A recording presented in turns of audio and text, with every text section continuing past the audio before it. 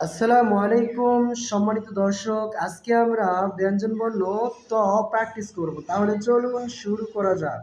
প্রথমে আমরা সোজা একটি মাত্রা দিয়ে নেব। এটি যেহেতু পূর্ণ মাত্রা বর্ণ, তাই আমরা পূর্ণ মাত্রা দিয়ে তারপরে মাত্রার মাঝখান থেকে এইভাবে এনে এইভাবে উপরের দিকে তুলে দিব।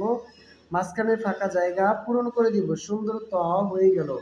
দর্শক, আমি আরও প্র্যাকটিস করছি। প্রথমে আমরা পূর্ণ একটি মাত্রা দিয়ে দিব, তারপরে এই মাত্রার মাঝখান থেকে আমরা এইভাবে নিয়ে আস্তে করে উপরের দিকে এইভাবে তুলে দিব। সুন্দর ত হয়ে গেল। দর্শক,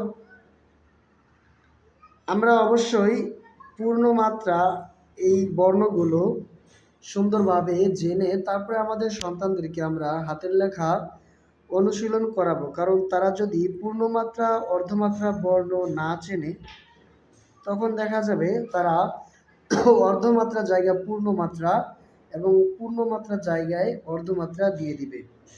প্রথমে আমরা সোজা পূর্ণ মাত্রা দিব, তারপরে মাত্রার মাঝখান থেকে আমরা এইভাবে আস্তে করে উপরের দিকে ছেড়ে দিব, আর এই মাঝখানে ফাঁকা জায়গাগুলো পূরণ করে দিব।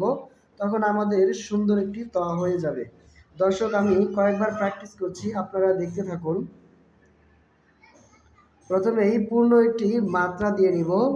মাত্রা দেওয়ার পরে তারপরে আমরা মাত্রার এই মাঝখান থেকে আমরা এইভাবে এনে উপরের দিকে আস্তে করে তুলে দিব। তারপরে মাঝখানের ফাঁকা জায়গাগুলো পূরণ করে দিব। ত লেখা অনেকটাই সহজ যদি আমরা বুঝতে পারি।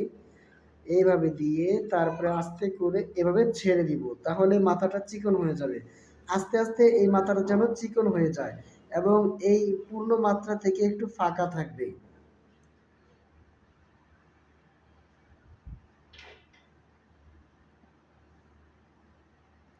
দর্শক, আমার চ্যানেলে আরবি, বাংলা, ইংরেজি সব বিষয়ে লেখা রয়েছে। আপনারা চাইলে ভিজিট করে দেখে নিতে পারেন।